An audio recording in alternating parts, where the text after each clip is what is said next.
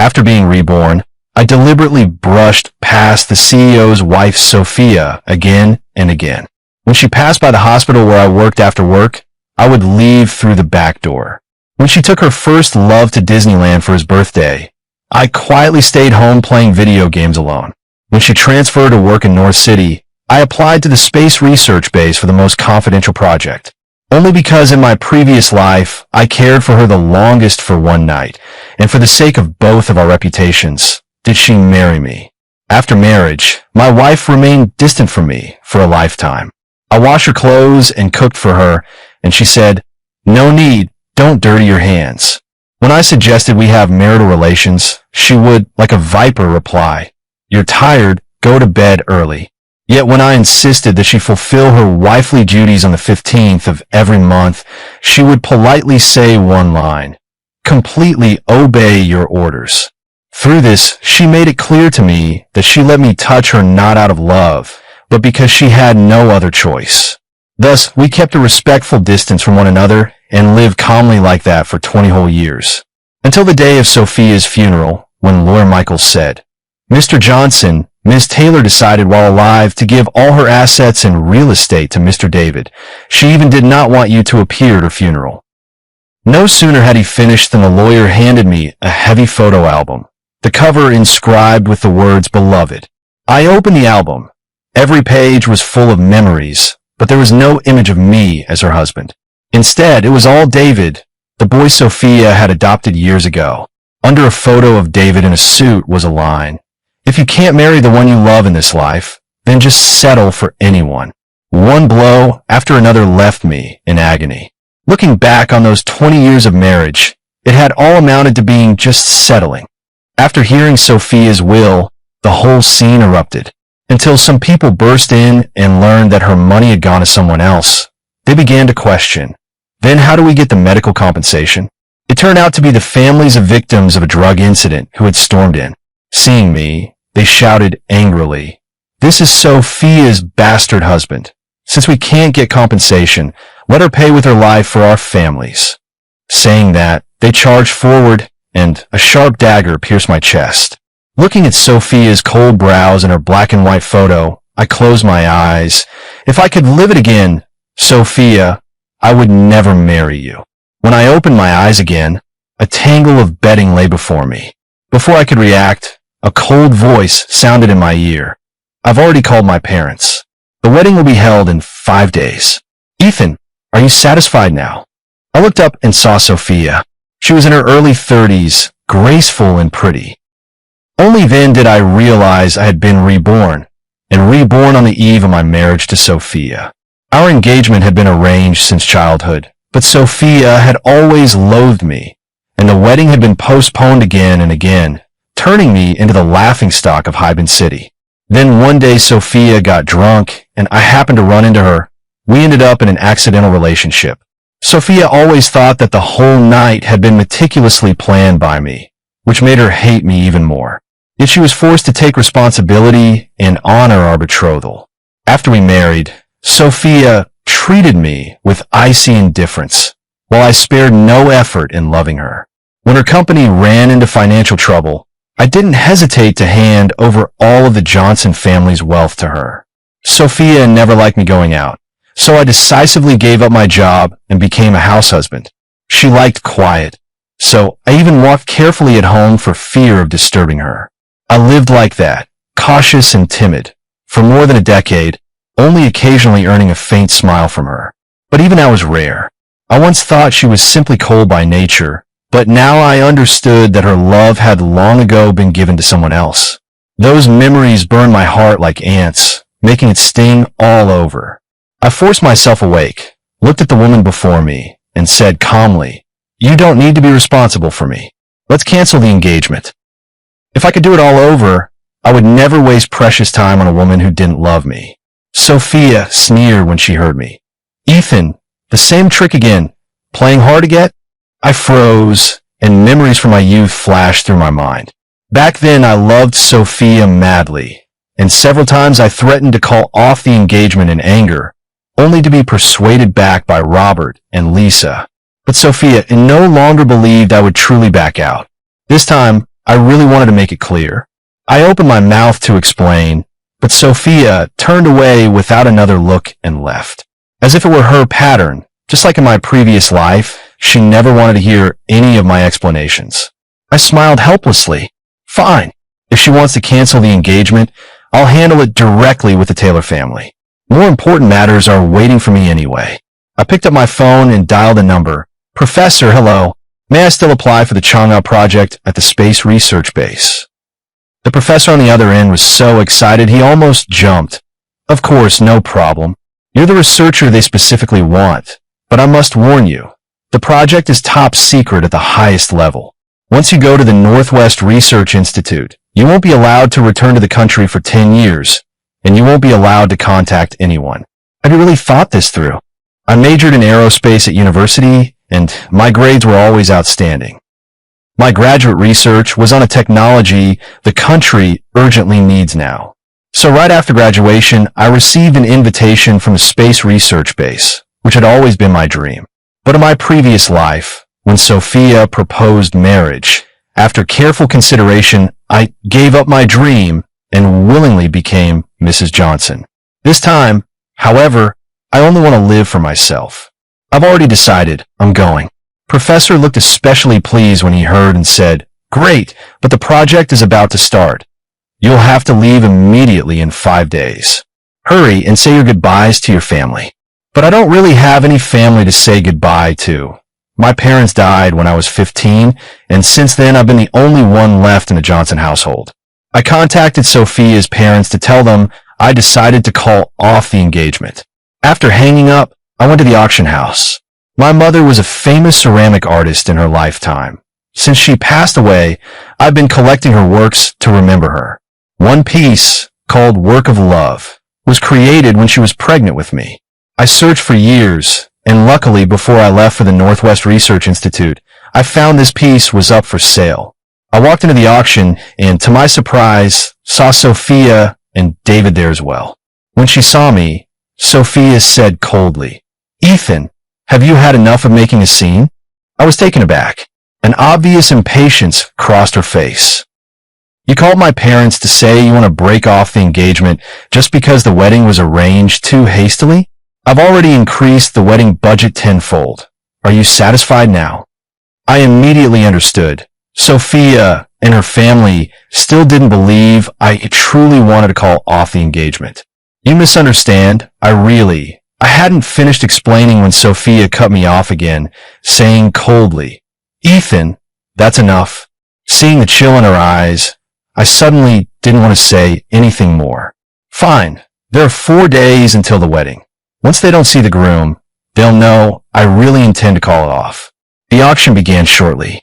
Sophia turned gently to David and smiled, asking, David, your birthday is coming up in a few days. What would you like? Tell me, and I'll buy it for you. David seemed a little restrained, gently twisting the hem of his clothes and shaking his head slightly. Aunt Sophia, raising me has already been your greatest kindness. These things are too precious. I don't deserve them. Sophia frowned and retorted, Nonsense. Our David should have the best in the world. David's father had been Sophia's subordinate and heroically sacrificed his life to save her 12 years ago. To repay that devotion, Sophia adopted David and had him call her aunt. David was only 10 then, and Sophia was 21. Time passed, and 12 years later that little boy had grown into a tall, handsome young man. Watching Sophia look at David with such pained affection, I suddenly realized how oblivious I had been in my past life, not noticing Sophia's deep love for David. At that moment, the auctioneer's loud voice rang out. Next up is a well-known porcelain piece, themed love and warmth. The snow-white porcelain was slowly brought to the stage, carved with a mother elephant tightly embracing a baby elephant. David suddenly lifted his head. Sophia's keen eyes immediately caught the detail. She asked softly, Do you like this? David's cheeks flushed instantly. He murmured, Yes, it reminds me of my late mother. Meanwhile, I quickly raised my paddle and shouted a high bid of $10 million. I had directly doubled the market price with a clear goal. I had to secure my mother's work. To my surprise, Sophia raised her paddle too and called out $15 million. I whipped my head toward her. Sophia's face showed no emotion as she said lightly, I want it. A flash of anger crossed my eyes. This was clearly my mother's work. Sophia paused slightly and only then noticed the signature on the piece. Her raised paddle involuntarily fell. I was about to speak when David beside me choked up and said, It's okay, Aunt Sophia. I wouldn't deserve to own something so good anyway. Seeing the boy's eyes grow red, Sophia's heart ached. Without hesitation, she turned to the staff and said, Make it a sky lamp. This porcelain, I have to take it. A sky lamp meant that no matter how high others bid, Sophia would add another $1 million, regardless of cost, just to secure this expression of love. My face went pale and I began to tremble. I said, Sophia, are you really going to do this? All my life I've never asked you for anything, but this time please, begging you, leave my mother's work to me, okay? My mother mentioned this piece many times before she died. It's the one heirloom I most want to bring home. Sophia's expression remained calm as ever. She apologized softly. David is rare in that he truly likes something. I won't let that go. I dropped my paddle helplessly. Although my parents had left me a generous inheritance, the cash in my hands could never compare to Sophia's. In the end, my mother's deep affection had been poured onto David. Aunt Sophia, thank you. I really like it. David happily took the gift, in a good mood, but accidentally loosened his grip. With a clatter, the porcelain fell to the floor and shattered instantly. It was my mother's most treasured piece, and it ended up broken. My eyes grew wet as I crouched down and carefully picked up the fragments, hoping I could piece it back together. Before I could even start to restore it, a servant came over and whispered, Sir, Mr. Miller is here. He's kneeling at the villa gate and says he wants to personally apologize to you. He won't stop kneeling until you forgive him in person. I still didn't look up, not giving her a single glance. Time passed by the seconds, and suddenly a torrential rain began. Sophia's face darkened as she stepped into the Johnson family villa. Ethan, you're going too far, aren't you? The woman who was usually cold now had a flash of fury in her eyes. David has been kneeling outside for a whole hour. Just go out and tell him you forgive him. Is that really so hard? I crushed the porcelain further in my hand and said coldly, If he wants to kneel, that's his choice. I'm not going to placate him. He destroyed my mother's things. Why should I be the one to forgive him? Sophia went pale with anger and was about to explode when Assistant Emily White rushed in, breathless and panicked. Bad news. Miss Taylor, Mr. Miller has fainted. What? Sophia's face drained instantly. She looked up and saw me still methodically fitting the fragments together. She was nearly livid. With a fierce sweep of her hand, the nearly restored piece was flung to the floor. Ethan, you are truly cold and heartless. Having said that, she spun and stormed out without looking back, scooping up David who had collapsed in the rain. I watched the porcelain disintegrate into irreparable pieces and the tears I'd been holding back finally slipped down my cheeks. Am I cold-blooded? All these years, I followed her every step, hoping only that she would spare me a glance. What did I get in return? In my last life, I died a tragic death. In this life, I received her merciless indifference. Who, in the end, is the cold one? I wiped my tears and picked up the irreparable shards one by one. Sophia, I swear, I will never love you again. Even if there's a single scrap of feeling left, I will not give it to you.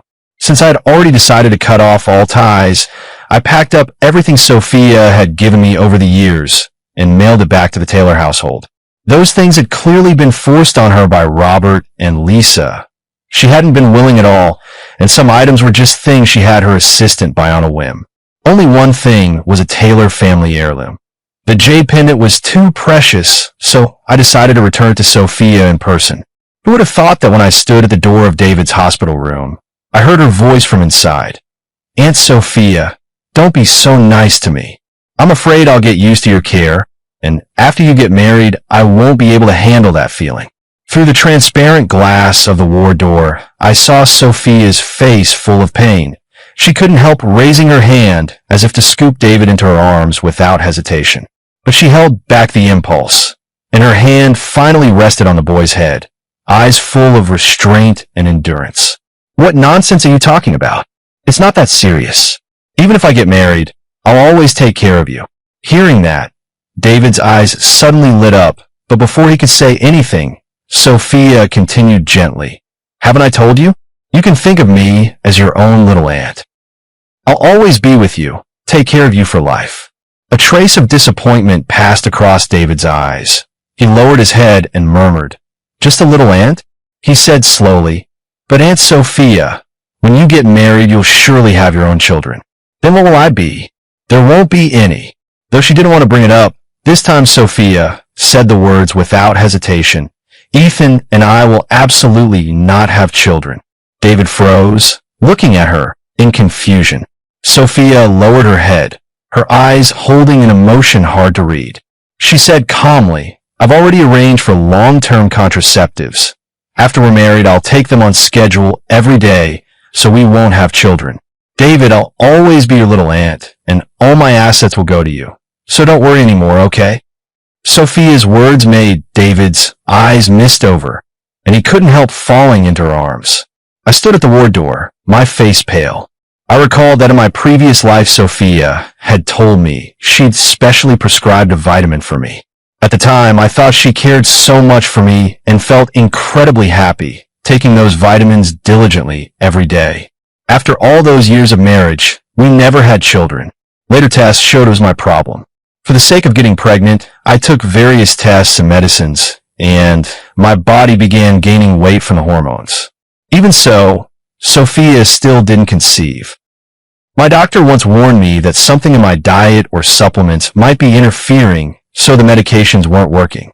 I had considered many possibilities, but never suspected the vitamin Sophia had given me.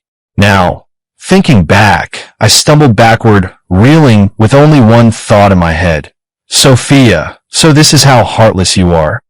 Just then, Mr. Johnson, Sophia's bodyguard John Doe, happened to walk over. Seeing me standing at the door, surprise showed on his face. I hurriedly shoved the pendant into his hand, told him to give it to Sophia, then turned and left in a rush, not looking back. Today is my birthday. As it drew near and I prepared to leave, although I've never liked celebrations, for this farewell, I uncharacteristically threw a lavish birthday party for my friends. I didn't expect Sophia to show up with David. She coldly tossed the gift box in her hand to me. I looked down and saw a diamond ring inside, exactly the same as the one from my last life. How ridiculous. A ring meant for proposals. Sophia had given it to me as a birthday present, clearly implying that this marriage was charity to her. And in my previous life, I was pitifully stupid, moved to tears by that ring. This time, I returned the ring to her without hesitation. Didn't you receive everything I had my bodyguard deliver last time? If you saw the heirloom pendant I returned, you should understand I never intended to marry you. Sophia only frowned slightly and didn't even look at it. I already told you I don't lack anything, and you don't need to give me gifts. I hesitated for a moment before realizing she must have seen the bag and mistaken it for a gift from me, never bothering to open it. I remembered, in my last life while sorting through Sophia's belongings, finding dusty boxes scattered across the basement storage room. Boxes full of gifts I had given her. The necklace I spent a week carving by hand for her 25th birthday. The safety talisman I begged for in Foshan, kneeling 3 days and nights for, when she was ill at 33. The calming incense I spent a year formulating myself when her headaches began at 40. All those carefully prepared gifts of mine had been tossed into storage as if nothing, never even touched.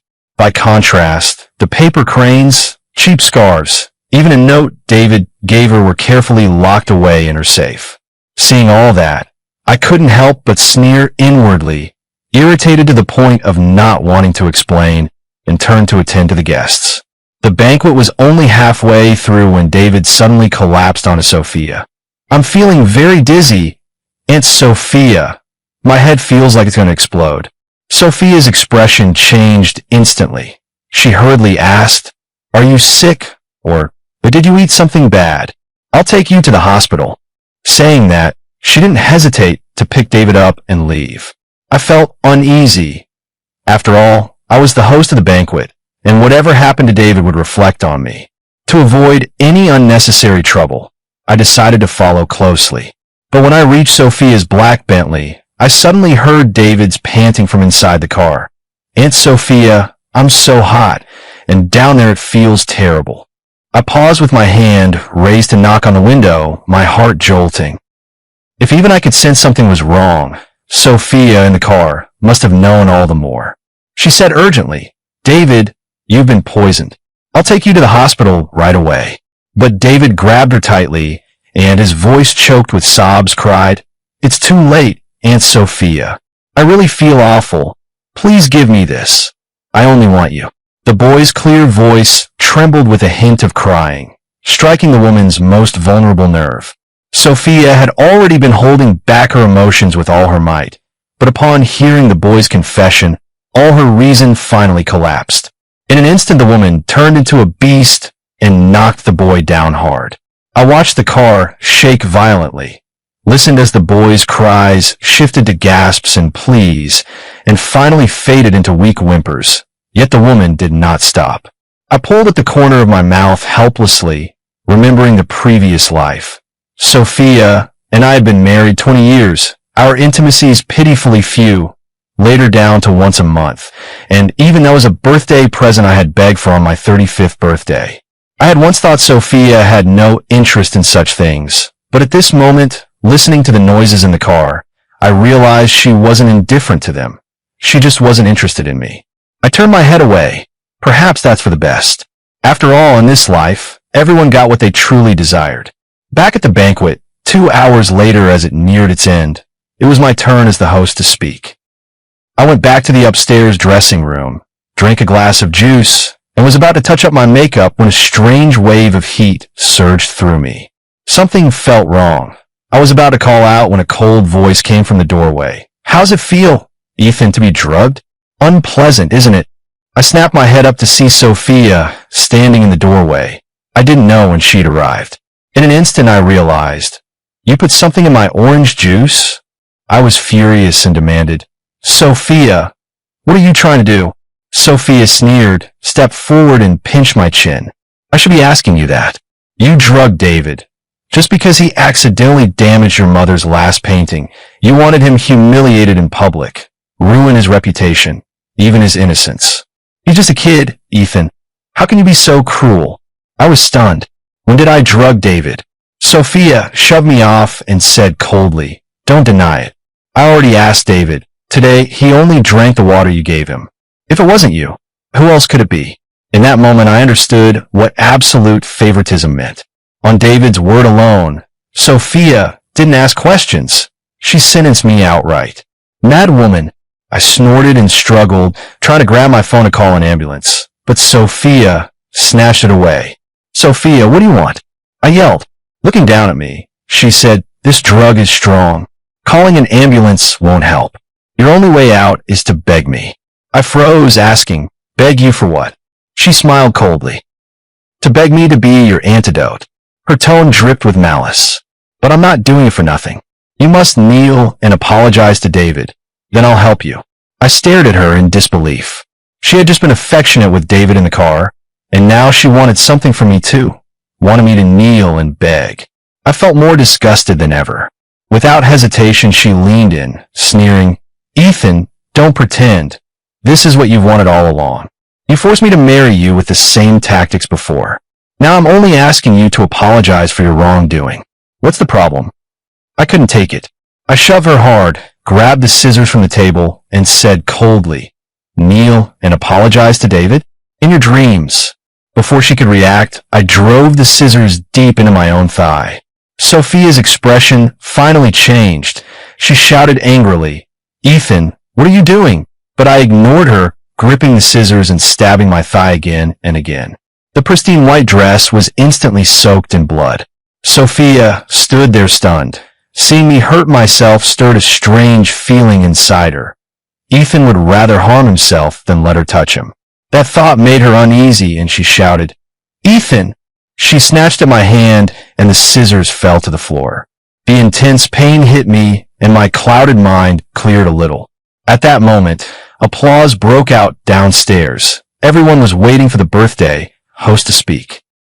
Gritting my teeth through the pain, I shook Sophia off and walked down the stairs. When they saw me covered in blood, the whole room went silent in shock, and people gasped, but I still kept my face unchanged, lifted my chin, blood spreading over me like a scarlet rose on a cliff, dazzling. I raised my glass, smiled at everyone present, and softly wished myself a happy 29th birthday and a bright future. No sooner had the words left my mouth than I could no longer hold on and fell to the ground. Amid the gasps, Sophia rushed over and held me tightly. I was unconscious for a day and a night before I slowly woke up. After being discharged and returning home, I had just packed my things to leave when, to my surprise, Sophia arrived with David. I've already investigated the matter of the drugging, Sophia said stiffly. Someone else slipped it in by accident. It has nothing to do with you. I didn't react much to that. David beside her couldn't help but start crying. Uncle, it was my fault for saying the wrong thing that made Aunt Sophia misunderstand you. To apologize, I personally designed the wedding dress for you and Aunt Sophia. It's also your birthday gift. Only then did I look up at the dress in his hands, and memories from my previous life flooded my mind. I sneered coldly. When you designed the dress, didn't you check the measurements? I can't fit into this dress at all. In my previous life, on the eve of the wedding, David had also specially given me the dress he designed. Sophia had rudely returned the couture gown I had carefully chosen and insisted I were the one David designed. Ridiculously, that dress was tight and small. I couldn't get into it. In that life, Sophia had coldly said, "Why don't you just lose some weight?" So 2 days before the wedding, I didn't even dare drink a drop of water and ended up fainting at the wedding. Fortunately, I wouldn't be that foolish this time. Hearing me, David's face went pale. He hurriedly apologized, his voice trembling. "I'm sorry. When I designed the dress, I kept imagining myself as the groom, so I accidentally." Sophia suddenly lifted her head. The emotion in her eyes was complex and unreadable. David panicked and covered his mouth, as if realizing he had said the wrong thing. The air turned unbearably awkward. I sneered. "If that's the case, then you can wear this dress." David froze. Sophia's face instantly turned ashen as she shouted, "Ethan, what nonsense are you talking? I'm David's aunt." I curled a sarcastic smile. "See? The guilty are the easiest to get riled up. Fine, let someone else wear it. I can't be bothered to expose you. In any case, I'm not wearing this dress." Sophia immediately frowned. "Ethan, what do you mean by that?" I lifted my head and, word by word, emphasized again, "I don't intend to marry you. I absolutely will not attend tomorrow's wedding." "What game are you playing now?" Sophia, about to speak impatiently, stopped short when she saw the coldness in my eyes. Her gaze involuntarily dropped to my thigh, tightly bandaged. She suddenly thought of me yesterday, how I'd rather hurt myself than have anything to do with her. Sophia's mood turned irritable. She took a deep breath and said, "Ethan, the wedding is about to take place. Stop being childish." Right? He must just be throwing a tantrum because I've been neglecting him recently. Once the mood passes, he'll happily marry me. As for the dress, Sophia's eyes fell on the gown beside us. I had expected her, like in my previous life, to force me to starve and squeeze myself into the dress. Unexpectedly, she said, "If you prefer the one we originally ordered, keep wearing that." David shot his head up. "Aunt Sophia." Sophia only gently stroked his head and said, "It's okay. Next time you can design something else." David's expression shifted slightly, but he obediently nodded. Sophia left with David, but before long David came back. He stood in front of me and said coldly and bluntly, "Ethan, you saw clearly what happened in the car yesterday, didn't you?" The David before me no longer had his usual shyness. In its place was pure hostility. I didn't answer directly, instead asking, "Was it you who drugged her?" David didn't deny it. He said casually, "That's right. Aunt Sophia has always liked me. I just gave her an opportunity." I understood perfectly. In the last life, I didn't grasp the nature of Sophia and David's relationship, whether it was her single-sided persistence or mutual affection. This time, I understood completely. I said lightly, "I wish you both happiness." I truly meant it. But David exploded instantly. "Ethan, don't pretend here." Then he sneered, "I will admit, you're a lot better than before."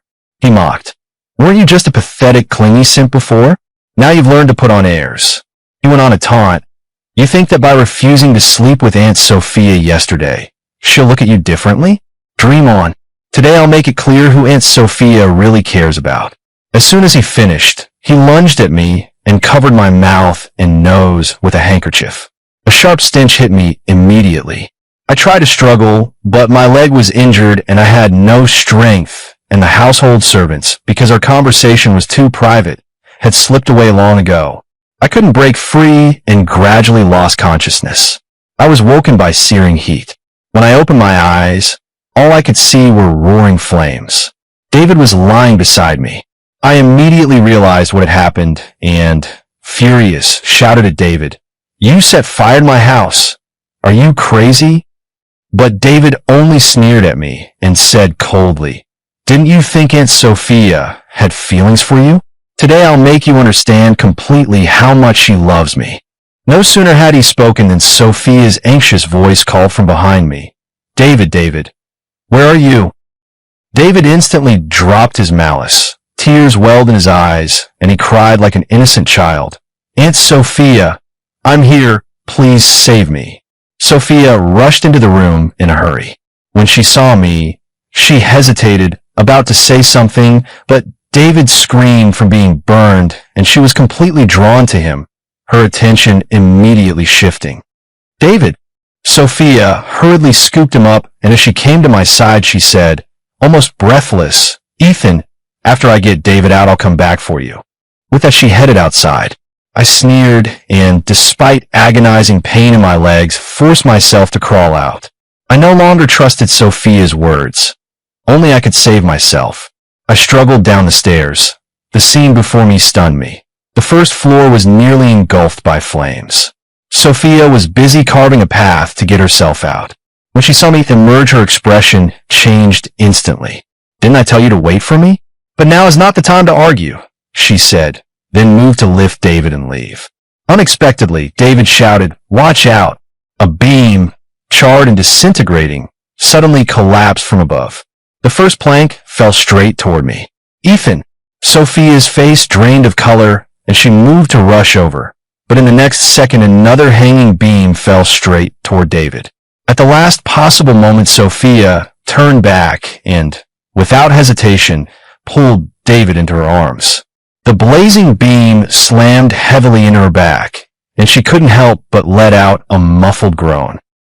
Almost at the same time, another plank struck my back, sending searing pain through my whole body. Dazed, I looked up and saw the firefighters finally breaking in, and Sophia still holding David tightly, using her steadfast posture to shield him completely. I couldn't help but laugh. "Sophia, in this life you still made the same choice as before." When I woke up, I was already lying in a hospital. In front of me was Sophia, her wounds bandaged and treated. When she saw me awake, her face stiffened slightly as she said, "I've already asked the doctors. Your injuries aren't severe. The wounds have been treated. They won't affect today's wedding." I hadn't expected that. Even now, Sophia would mistakenly think I wanted to marry her. I was too lazy to explain further, simply climbing out of bed and saying, "I'm checking out." Today was the launch day for the Chang'e project. I couldn't delay. But Sophia assumed I was rushing out to attend the wedding and unconsciously let out a sigh of relief. Sure enough, she thought I was still eager to marry her, and she relaxed, even feeling a strange joy. Sophia didn't understand why she felt that way and grew irritated, immediately putting on a stern face. "I'm heading to the wedding venue first. Get it done and come over." As soon as Sophia left, I called the driver over. The driver asked, "Sir, to the wedding venue?" I answered without hesitation, "No, to the airport. Take my luggage to the airport to meet Professor." Just then, I received countless messages from Sophia. "Ethan, where are you? Why haven't you arrived at the wedding venue? Hurry up with your makeup or you'll miss it. Do you want to get married or not? Ethan, I'll give you 10 minutes. Come quickly. Sophia seemed to have completely lost her patience and called, but I didn't respond at all. I turned off my phone and headed straight for the boarding gate. Goodbye, Sophia. In this life, I live only for myself. Meanwhile, on the other side of the wedding venue, guests were taking their seats. The union of the two major families in Seaside City naturally drew a lot of attention, and the scene was lively. But behind the scenes of the wedding was utter chaos. Robert's face was ashen. Angrily he asked, "Ryan, have you reached Ethan? The ceremony starts in 15 minutes. If the groom doesn't show, we'll become the laughingstock of Seaside City." Sophia's expression darkened further as she called my number again. This time she heard a cold mechanical voice. "Sorry, the number you have dialed is switched off." "Ethan!" Sophia angrily threw her phone onto the table, full of fury. What on earth was Ethan up to? Hadn't he been looking forward to this wedding? Hadn't he insisted on marrying her? Wasn't his childhood wish to be her groom? Now that the wedding had finally arrived, he had vanished. Where could he have gone? Meanwhile, Lisa had finished calling to confirm the hospital situation. I checked. Ethan has been discharged, but he hasn't come to the wedding. The more Lisa thought about it, the more uneasy she felt. Could it be that he doesn't intend to marry? She became increasingly anxious and nearly burst into tears. Actually, Ethan did mention canceling the engagement before. At the time I thought he was just angry, but now it seems you haven't paid enough attention to him. That's why he's lost heart. How am I supposed to explain this to her mother? Lisa and my mother had grown up together as close friends. My mother died early, and Lisa had long treated me like her own son, wholeheartedly hoping I'd join the Taylor family. Impossible, Sophia blurted out. How could Ethan not want to marry me? But the next second she remembered the day before when I had been drugged, such a strong drug that anyone would lose their senses and grab at any antidote. Yet I had restrained myself from touching her, even preferring to grievously harm myself, as if I were determined to cut ties with her. Thinking this, Sophia felt as if a piece of her heart was missing and she was filled with inexplicable unease. I'll go to his house and look for him. She turned to leave, but Robert shouted, "The Johnson Villa burned down. Where do you expect to look?" Sophia halted. Right. She had nearly forgotten the mysterious blaze that had razed the Johnson house to ruins yesterday. Had it been because she rescued David first from the fire that I got angry? The thought made her even more agitated. She was about to search elsewhere for me when the wedding staff hurried over. "The groom has arrived." Sophia froze, then breathed a sigh of relief. Of course, she knew how much I loved her. How could I not attend the wedding? I was merely playing hard to get again. Feeling slightly annoyed, she was about to scold me for my childishness. But when she looked up at the newcomer, she was stunned. "David, it's you." Seeing what the young man was wearing, she was taken aback.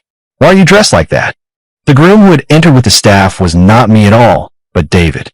He wore a suit he had designed himself. Hearing Sophia's question, he blushed and timidly lowered his head to speak. "Aunt Sophia, I've heard everything. Ethan still hasn't shown up. So many guests came to the wedding. If the groom doesn't appear, the whole Seaside City will laugh at the Taylor family. That's why I put on a suit and came. I thought, if Ethan doesn't come, then let me be the groom. Let me marry you." As he spoke, he suddenly looked up, his eyes bright as if he'd mustered all his courage. Sophia froze, but Lisa beside her didn't hesitate. She stepped forward and slapped David across the face. "You think someone like you can marry into our Taylor family? Dream on." Only then did Sophia come to, pulling David behind her and glaring at Lisa. "Mom, what are you doing?" Lisa sneered. "Sophia, stop pretending. You say David is your adopted child, but anyone with eyes can see there's something inappropriate between you two. Tell me the truth. Was it because of him that Affin wanted to cancel the engagement?" Sophia's pupils contracted. Before she could speak, David burst into tears. "Mrs. Taylor, blame me if you must. I fell in love with Aunt Sophia. I couldn't help myself. I begged her to sleep with me. It's all my fault. It has nothing to do with Aunt Sophia. Lisa almost fainted. You actually slept together? I'll beat you shameless. She lunged to hit David and Sophia, but Robert growled. Enough. Lisa stopped. Robert looked up at David, hesitated a long moment, then spoke. At this point, we have no choice but to let David into our family. David's eyes lit up instantly. Lisa screamed. Honey, what nonsense are you talking about? Do you have a better idea? Robert snapped. People who matter in all of Seaside City are here at today's wedding. If there's no groom, the Taylor family will be a joke. Replacing the groom, people might gossip a bit. But if there's no groom, we'll be utterly humiliated. At this critical moment, if you won't let David into our house, where are you going to find another groom? Robert then looked at Sophia. Ryan, what do you think? David looked at Sophia, full of hope. But Sophia was stunned. But, she said, David is my adopted son in name only. That doesn't count. Robert said impatiently, you have no blood relation and didn't go through formal adoption. You just took care of him for a few years. It'll invite gossip, but it's still better than being a laughingstock. Sophia stood frozen. Meanwhile, the wedding time had arrived. The MC's voice and the guests' applause could be heard outside. David anxiously grabbed Sophia's arm. Aunt Sophia, what are you hesitating about? Say yes now. David was overjoyed. He had been adopted by Sophia at 10. At first, he respected her as an elder. But in adolescence, he fell helplessly in love with Sophia, not just for her beauty, but for the Taylor family's wealth. He could feel Sophia's feelings toward him were restrained. Because of status and my engagement, Sophia suppressed all her emotions. Today, all those chains could finally be broken. This was his best chance to legitimately enter the Taylor family. How could he miss it? With that thought, he looked at Sophia expectantly, waiting for her consent. I don't want to. Sophia suddenly looked up. Dad, I can't marry David. David's face turned pale in an instant. Robert was also stunned. Why? Haven't you always liked David? Sophia didn't look at David. She spoke calmly. Dad, replacing the groom with David does temporarily solve today's problem. But what about afterward? Our family has so many joint projects with the Johnsons. Although Ethan handed the business over to managers, all decision-making power is still in his hands.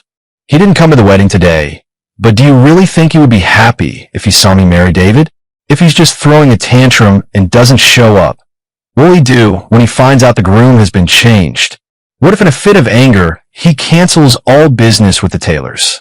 Besides, switching grooms at the last minute will make others suspect the Taylors don't keep their promises, which will affect our business reputation in the future. Sophia calmly analyzed the pros and cons, and Robert was convinced. You have a point, but today's wedding is actually easy to handle. Sophia interrupted. Wasn't there a fire at the Johnsons yesterday? Just say Ethan's fire-related injuries suddenly worsened and the wedding has to be canceled. We can hold it again in a month. Lisa's eyes lit up when she heard that. Yes, husband, trust me, a fawn is someone I raised. He would never give up Ryan. Robert was completely persuaded. All right, do as you say. Robert and Lisa quickly went out to explain to the guests. Only then did Sophia turn her gaze to David beside her. Seeing his reddened eyes, she couldn't bear it and whispered, David. David suddenly looked up. Aunt Sophia, did you marry Ethan really just because of the Taylor Johnson business? Sophia's eyelids twitched. Of course, what else would it be?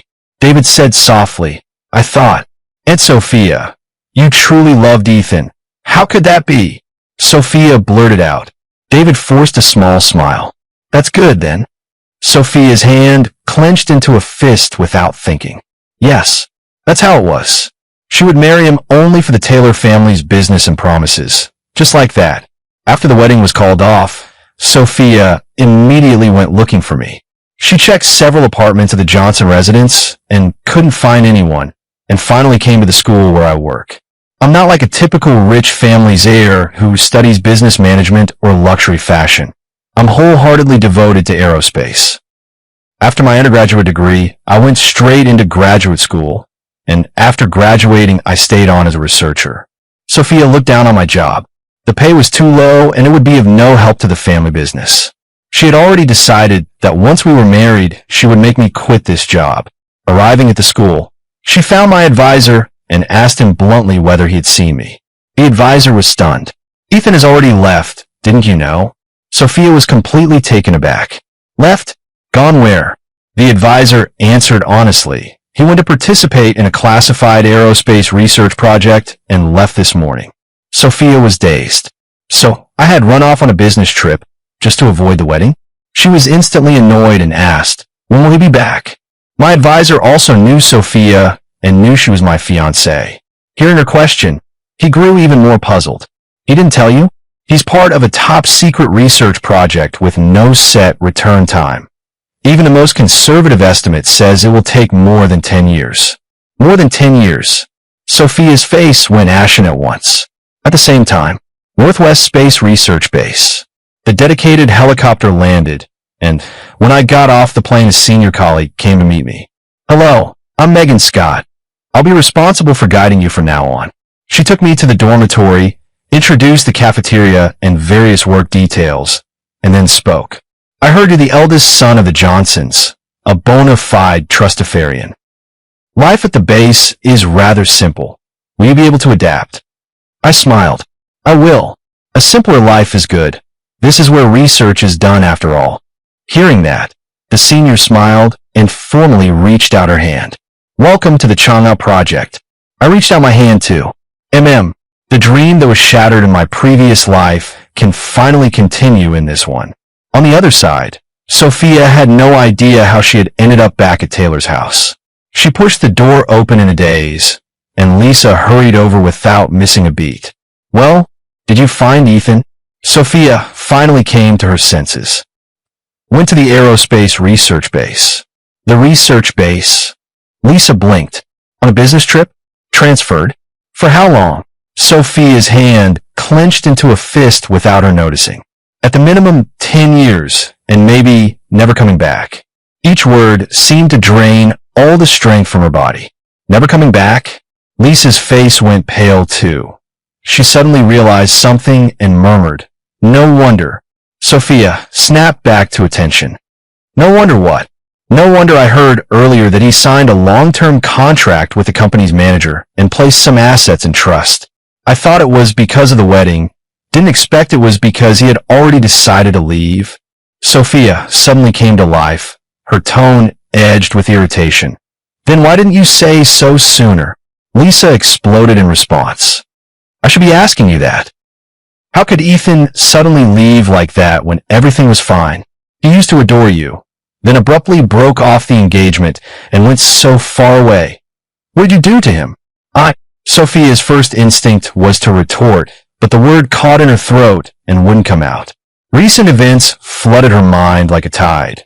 After that night together, although she had agreed to marry him, she had treated him with all kinds of humiliation. Later, she smashed my mother's remaining work while trying to secure for David. Then David was drugged and she, without hearing my side, accused me and even drugged me in a misguided tit-for-tat. And a few days ago, during that fire, she left me behind. At this moment, when her mother asked, she realized that aside from years of neglect, even in just these past few days, she had hurt me so many times. She spun around and walked out. Lisa immediately asked, "Where are you going?" Sophia said through a sullen face, "I'm going to bring him back." Sophia returned to the school and went straight to my advisor, bluntly stating her intent. "Professor, please give me Ethan's contact at the institute right now. I need to bring him back." The professor was stunned. "Young woman, are you mistaken? Their project is a national-level key project, not child's play. Each institute is carefully selected. Once you're in, you can't just leave." Usually composed, Sophia felt an unprecedented agitation, and her tone grew urgent. "Professor, you don't actually know Ethan's exact situation. He didn't really want to go to the institute. A few days ago, we had an argument, and in the heat of the moment, he left to spite me. Yes, up until this point, Sophia was convinced that I had acted impulsively because of what had happened in recent days. She continued, "He'll probably regret it in a few days, and that would affect the project's progress. So it would be better if I brought him back now." The professor froze again at that. "No, You're mistaken. Ethan didn't decide to join this project just these past 2 days. Sophia was struck dumb. When Sophia walked out of the research institute, she was still in a daze. Professor's words from earlier echoed in her ears. Ethan called us last week saying he wanted to join this project. His tone was very resolute. We confirmed with him multiple times, so he definitely wasn't acting on a whim. Sophia stopped in her tracks. Last week, which was when she had just brought up getting married. Indeed, Ethan had already mentioned canceling the engagement back then, but she had thought he was just speaking in anger. She never expected he was serious. Canceling the engagement with her on one hand, and on the other hand, already contacting the institute to prepare to leave? But why? At that time, there had been no auction, no drugging, no fire. Why would Ethan be so determined to leave? Sophia couldn't figure it out. She wandered home in a daze, only to find her father sitting in the living room looking delighted. You're back, Ruyan. I have good news. The wedding has been settled. Sophia froze, then grew excited. You found Ethan? Robert shook his head. Of course not. I checked. Ethan is participating in a national top-secret project. He can't have any contact with the outside world. No one can find him. Sophia let her hand drop in dejection. Robert continued excitedly.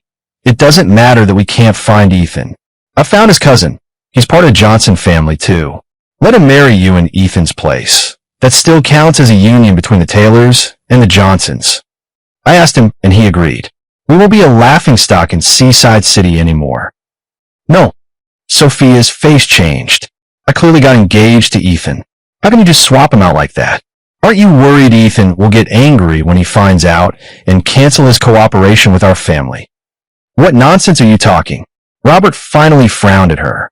Ethan has already gone to join a long-term project. It's obvious he wants to break the engagement and give you up. There's no way he'd make things difficult for us just because we married someone else. Besides, Ethan won't be back for 10 or 20 years. The Johnson company is already being handled by managers. He can't suddenly interfere. In short, all those worries you had at the wedding are gone now. The only thing we need to avoid is making it look like the Taylor family reneged on the engagement. So the best solution is to marry another Johnson. That way everyone will think our family keeps its promises. All the concerns are resolved. Rian, what exactly are you still worrying about? Sophia's hand clenched into a fist before she knew it. Her expression froze. Yes, she actually knew her father was right. Everything to worry about had been resolved. She only needed to marry his cousin. She didn't love him anyway. Whether she married him or his cousin made no difference to Ethan. But why? Why did she feel such resistance? As if a piece of her heart had been torn out. So unbearably wrong. I can't marry Ethan's cousin. She couldn't understand why, and mechanically repeated, I just can't marry him. Robert spluttered, about to lose his temper, but Lisa, who had been silent, walked over and placed a hand on him, then looked up at Sophia. And at this point, it doesn't matter who you marry. Ethan's cousin, even David, we would accept. But I want to ask you one thing. She stared at her daughter. Do you insist on marrying Ethan purely because of a promise and business considerations? Or do you love him? Of course, because Sophia blurted out, but her words stopped halfway. Because if it were for a promise and business, she should have let go long ago. Lisa understood and let out a soft sigh. Ian, now that Affan is gone, can't you recognize your own true feelings? Is it that you really don't love him, or that you're afraid to admit you do? Sophia had no idea how she had left the Taylor house. Her mind kept replaying her mother's words. Do you really not love him, or are you just too afraid to admit you do? Sophia suddenly clenched her fist tightly. No, how could she possibly love Ethan? The one she loved was obviously David. Thinking that, she immediately wanted to find David. Surely, too many things had happened recently, and that had confused her. Once she saw David, she would definitely realize who she truly loved. With that in mind, she asked her assistant and learned David was at a karaoke room with friends. She went straight there. But to her surprise, when she reached the KTV private room door and hadn't pushed it open yet, she heard one of David's friends call out, David bro, you swore you could get your aunt's fiancé at the Taylor house to back off, and become their live-in son-in-law. So did you manage it or not? Sophia's hand, poised to push the door, froze. She looked up in disbelief through the glass and saw the scene inside. David was surrounded by a group of his brothers, his arrogant, swaggering face full of haughty pride. Of course I handled it, didn't you hear? That old man's fiancé, Ethan, has gone to the Aerospace Research Institute. He won't be back for 10 or 20 years. The group of guys applauded. David, bro, is awesome. The Johnsons and Taylors have such a solid engagement and partnership, and you still managed it. David, bro, teach us how you got Ethan to back out, will you? We want to learn from you. David smiled even more smugly. I did plenty of things. For example, at first, my aunt agreed to hold the wedding because I drugged Ethan. So in the confusion, she ended up sleeping with Ethan. Outside the door, Sophia's pupils constricted violently. She recalled that night she had had relations with him. She had always said both of them were drunk, but Sophia knew that drunkenness didn't look like that. So she had thought at first that I had drugged her, forcing her to fulfill the engagement. But unexpectedly, she had only guessed half right. She had indeed been drugged. It just wasn't by me, it was by David. But why would David do that? Not only did Sophia not understand, Ethan's buddies didn't either. David, bro, I don't get it. Isn't this forcing your aunt to marry Ethan? Why would you do that? David smiled shrewdly. You don't get it. The cooperation between the Taylors and Johnsons is so solid. The engagement must be fulfilled. Even if my aunt doesn't marry Ethan now, she'll end up marrying him in the end. So I'm going to seize this opportunity and make my aunt think Ethan deliberately set her up, make her completely hate Ethan. Sophia by the door could hardly believe her ears. This calculating boy, was he really the pure, lovable David she had in her heart? The guys in the room continued to shout how awesome he was, and David smiled with even more pride. This is only the beginning. Then at the auction, I purposely went after the piece left by Ethan's mother, had my aunt spend a fortune to buy it, and I deliberately broke it afterwards. Then at Ethan's birthday party, I drugged myself so my aunt would sleep with me. Once that happened, I knew she'd never be able to let me go. But that wasn't enough. I needed my aunt to think Ethan drugged me, to make her hate Ethan even more. But I didn't expect Ethan's level to rise. He actually got himself hurt to make my aunt believe him. This time framing me didn't work, but it's fine. I have a bigger move. I set fire in the Johnson house. At the critical moment, sure enough, my aunt saved me and not Ethan. Only then did Ethan finally give up on her for good. Huh. Outside the room, Sophia's face had lost the last bit of color. She hadn't realized that so many recent events were all David's doing. Inside the private room, David continued to gloat. I did all that just to make Ethan feel cold toward my aunt and give up. I never expected it would actually work. That idiot Ethan ran away with his tail between his legs. The son-in-law spot for the Taylors is mine. David was sneering proudly when suddenly, bang, the private room door was forcefully opened from outside. Seeing the woman who strode in with a deathly pale face, David's smug smile froze and his complexion drained instantly. Und! David scrambled to put his pitiful, innocent mask back on, but it was too late. Sophia walked straight over and grabbed his throat with one hand. David's cronies around them screamed and scattered. In the end, only Sophia and David remained. David, Sophia forced the words through her teeth. Over the years, you've lied to me so thoroughly. Sophia remembered the first time she met David. His father had just died. The little boy with red eyes asked where his father had gone. Guilty pity made her decide to take care of the boy for life. At first, it was indeed out of duty and compassion. But as the boy grew, he became unlike any of the boys she knew. The boys in her circle always used the best bags, lived the best lives, aloof and superior. But David always seemed anxious and unworthy, as if he deserved nothing. That kind of David made her feel even more pity. That pity made her think she loved David. Yet now, seeing his true face, she suddenly realized she only felt the rage of being deceived, not heartache or disappointment. Why? If she truly loved David, why wasn't she heartbroken? Instead, Instead, when she thought of me, she felt that suffocating pain, thinking of my mother's unfinished work shattered by David, my pale face, thinking of when I was drugged but clenched my will and drove the scissors into myself in determination. Thinking of me watching her in the blaze, her calm yet unsurprised expression, Sophia felt she couldn't breathe. All her anger had to be vented on David in front of her. She tightened her grip. In that moment, she truly wanted to strangle David to death. David felt the murderous intent and was really terrified. Gasping and struggling, he choked out broken words. "Oh, Aunt, I beg you for my father's sake." Sophia's pupils contracted. The next second, she finally let go. David collapsed to the floor, clutching his throat and coughing violently. "David." Sophia's voice was cold now, stripped of the former gentle tenderness, as frosty as a stranger. "What you owe my father, I've already paid off over the years. From now on, you and I have nothing to do with each other." Saying that, she turned and left. She didn't look back as David behind her dissolved into tears and screamed her name. Sophia hurried back home and saw there were many more things in the living room. She frowned. "What are these?" Lisa's expression was calm. "Afternoon sent us some things before. I only sorted them out today." "Oh, and while I was putting things away, I found a lot of stuff you had thrown in the basement. Take a look and see what they are." Sophia stared at the things before her and was stunned. There were two piles. The first pile was what I had earlier asked someone to send to her. She looked through it, and they were all gifts she had once given me.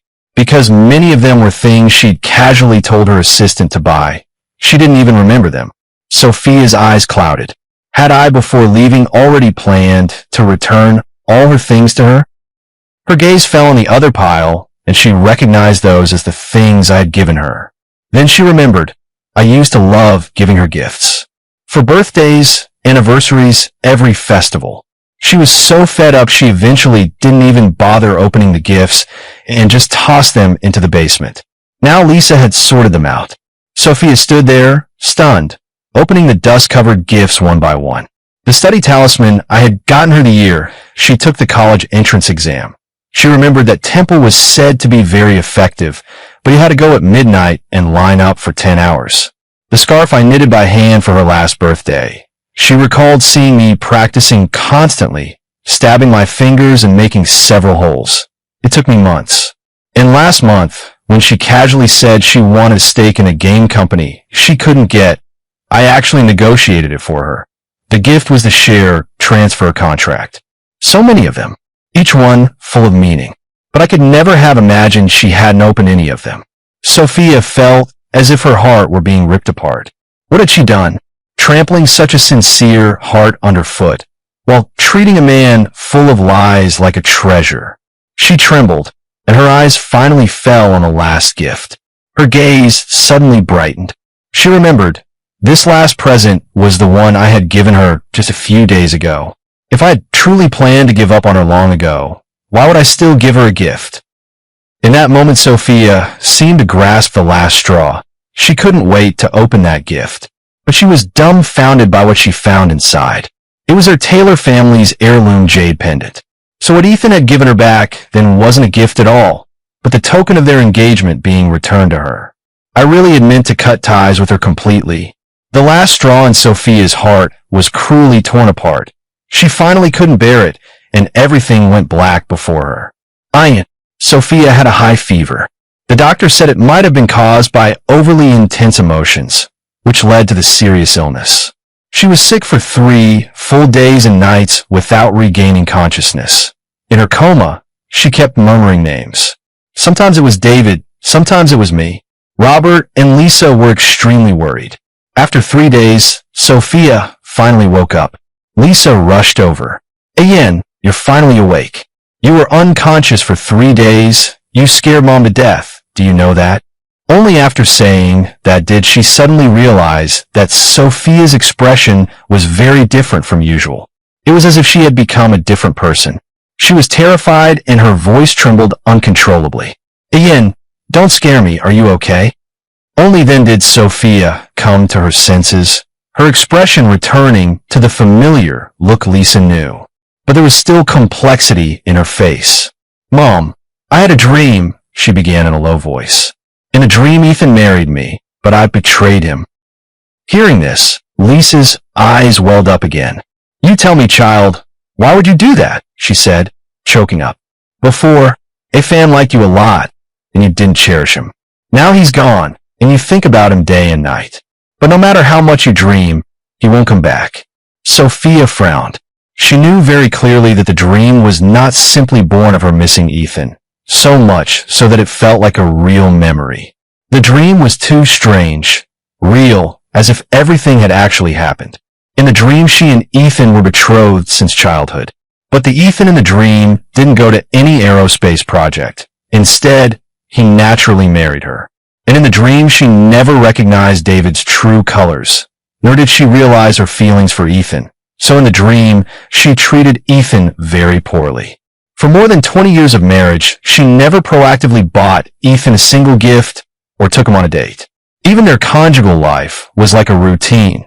It was Ethan who requested that they have sex only once a month on his 35th birthday. Furthermore, she in the dream remained obsessed with David. Although she never did anything overt with David, she poured all her love and care into him. In the dream, her nominal marriage with Ethan lasted more than 20 years, until when she was 55, her pharmaceutical company suffered a major accident. If you examined that incident closely, it was inseparable from David. By then, David had already married someone else. His wife was an uneducated rich girl. In the dream, Sophia was extremely jealous of that woman, but still gave her many business opportunities to make David's finances more comfortable. Unexpectedly, the other party proved unreliable. A simple drug manufacturing process had a huge flaw, causing bacterial contamination and killing many people. Sophia had to deal with the aftermath and was overwhelmed.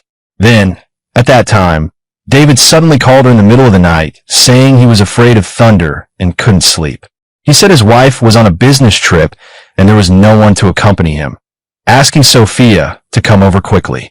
Dream Sophia was so infatuated with David that she rushed out into the storm regardless, ignoring the midnight blizzard. But because the snowy roads were slippery and she was driving fatigued, she got into a car accident. In the dream, Sophia died at 55. The strange thing was, although Dream Sophia clearly died, her consciousness did not completely dissipate. She still wanted to see clearly everything that happened in that world. She saw with her own eyes that after she died, Ethan finally opened the photo album she had kept locked in the safe.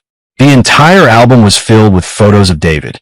From age 18, from graduation through college life, every birthday, every place the two of them had been together. She had carefully recorded each one and carefully placed them into the album to keep.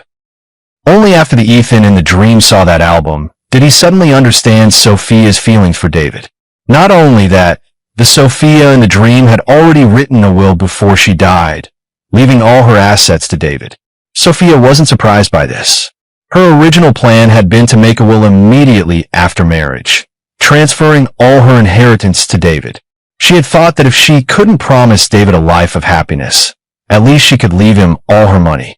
That was also why she had long since decided to give Ethan birth control pills, absolutely not to let herself have a child with him. And in the dream, she had indeed done so. She and Ethan were married for more than 20 years without children, and all the estate went to David. Ethan got nothing, except the debt Sophia had accumulated, which automatically transferred to Ethan as her husband. Actually, with Ethan's means, he could have handled those debts. But the victims' families knew nothing. They all thought Ethan was just a penniless husband under his wife's thumb. Because Sophia didn't give him the assets, he couldn't pay the huge debts. So in their anger, they stabbed Ethan to death. The overwhelming pain and panic jolted Sophia awake from a dream. In the instant she came to, she couldn't tell whether she was the Sophia of this world or the other Sophia from the dream. Her emotions were tangled. The moment she woke, she felt happy. This world's Ethan was still alive, not stabbed to death because of her. But the next second, thinking that although Ethan was alive, he had gone to a place she could never find again, she felt such heartache she could not breathe. After all, The Sophia in the dream had truly had Ethan for more than 20 years. But now she had completely lost Ethan. Thinking of this, she felt an unbearable ache, clutching her head so hard every breath felt like a struggle. Seeing her like that, Lisa was frightened and quickly grabbed her. "Hey, Yen, what's wrong with you? Are you feeling unwell? Should I call a doctor?" Only then did Sophia, her eyes rimmed red, look up at her mother and rasp the words out her throat. "Mom, I think I really love Ethan." The moment she said it, Sophia felt as if a stone in her chest had finally dropped to the ground. She was finally willing to admit it, finally willing to face her feelings for him. Lisa was stunned to hear it, then couldn't help bursting into tears. "Yes, I've known for a long time. They say a mother knows her daughter best. I actually noticed when you were very young that your heart belonged to a fan. But I didn't know why you always refused to admit this feeling, though I knew you must have liked him, which is why I kept pushing for this marriage. Do you think I, as a mother, would really force my daughter to marry a man she didn't love just because a close friend died? But silly child, if you liked him in your heart, why didn't you admit it sooner? Why didn't you treat him better earlier? Why did you have to hurt him all over until he left, disheartened and despairing, before you belatedly realized it?" Sophia stood there, dazed and stunned.